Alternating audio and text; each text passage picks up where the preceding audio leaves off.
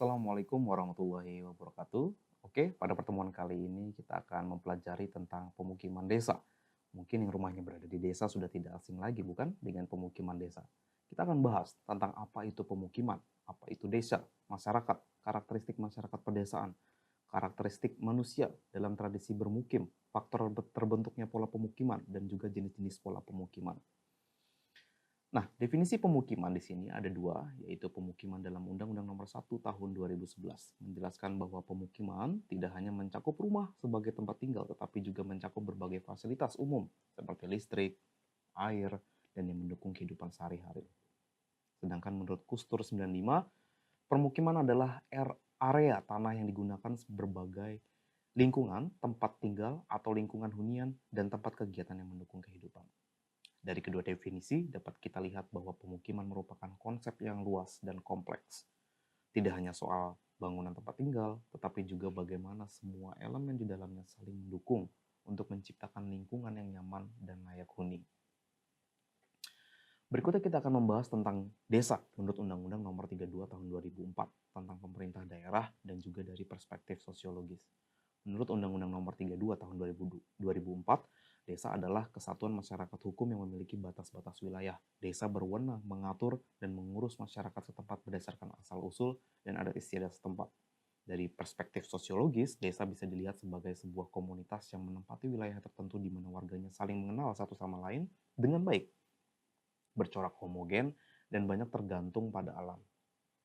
Jadi, desa bukan hanya sekedar tempat tinggal, tetapi juga merupakan satu kesatuan masyarakat yang memiliki identitas tradisi dan sistem pemerintahan sendiri. Sumarjan membagi masyarakat menjadi 3 kategori, yaitu yang pertama masyarakat sederhana, yaitu kelompok masyarakat yang memiliki struktur sosial dan budaya yang tidak kompleks. Mereka hidup dengan cara yang lebih tradisional dan sederhana, dan sangat menjaga adat istiadat dan memiliki hubungan sosial yang erat.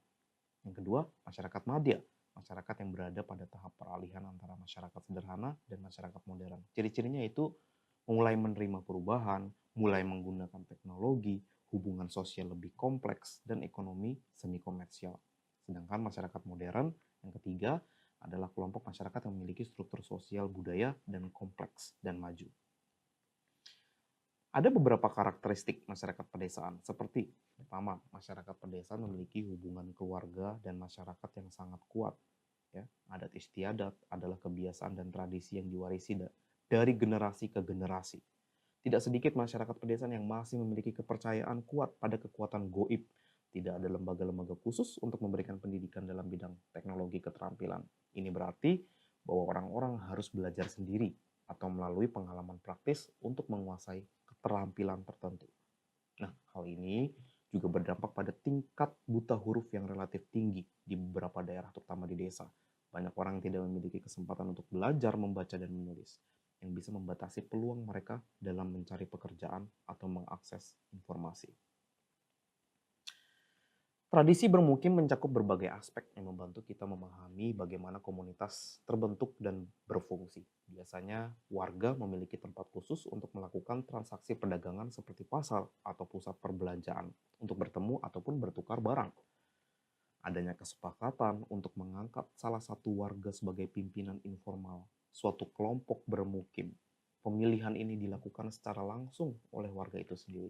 Nah, salah satu cara kita mengenali status sosial dalam komunitas adalah melalui gaya arsitektur bangunan rumah. Misalnya, rumah dengan desain yang lebih rumit atau bahan bangunan yang lebih mahal misalnya seringkali mencerminkan status sosial yang lebih tinggi.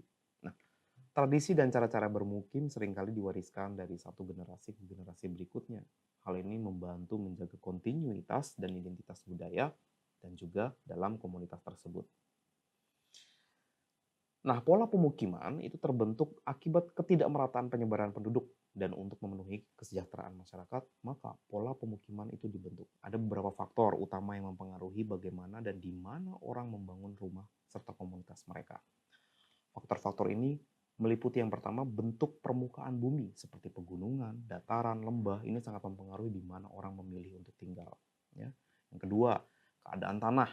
Tanah yang subur sangat penting untuk pertanian sehingga daerah dengan tanah yang baik biasanya memiliki banyak pemukiman karena bagus untuk bercocok tanam. Yang ketiga, Keadaan iklim yang nyaman dan stabil juga menentukan pola pemukiman. Ya. Yang keempat, keadaan ekonomi juga mempengaruhi di mana dan bagaimana mereka membangun pemukiman. Dan kelima dan yang terakhir, yaitu kultur penduduk. Nah, Bintaro mengidentifikasikan beberapa pola pemukiman ya yang berbeda berdasarkan lokasi dan kondisi lingkungan. Yang pertama, pola memanjang atau datar. Pola ini biasanya ditemukan di sepanjang jalan raya. Di daerah ini, pemukiman membentang mengikuti jalur jalan raya yang memudahkan akses dan transportasi. Yang kedua, ada pola memanjang yang mengikuti jalur sungai. Nah, pola ini terjadi biasanya di dekat sungai ataupun terutama di daerah-daerah tradisional ataupun desa. Nah, ada juga yang pola memanjang pantai. Pola ini ditemukan di sepanjang pesisir pantai. Ada juga pola memanjang pantai dan sejajar dengan jalan kereta api. Nah, pola ini sering dijumpai di daerah pesisir yang juga memiliki jalur kereta api.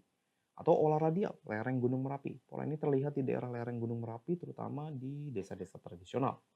Ataupun yang keenam, yaitu ada pola pemukiman tersebar. Dataran rendah, pola ini ditemukan di dataran rendah di mana pemukiman tersebar secara merata. Nah, sebelum kita tutup pertemuan hari ini, mari kita sejenak untuk meresapi kata-kata dari Geoffrey F. Fisher. Di kota tidak ada yang tenang, tetapi banyak yang kesepian. Di pedesaan, orang-orang pendiam, tetapi sedikit yang kesepian.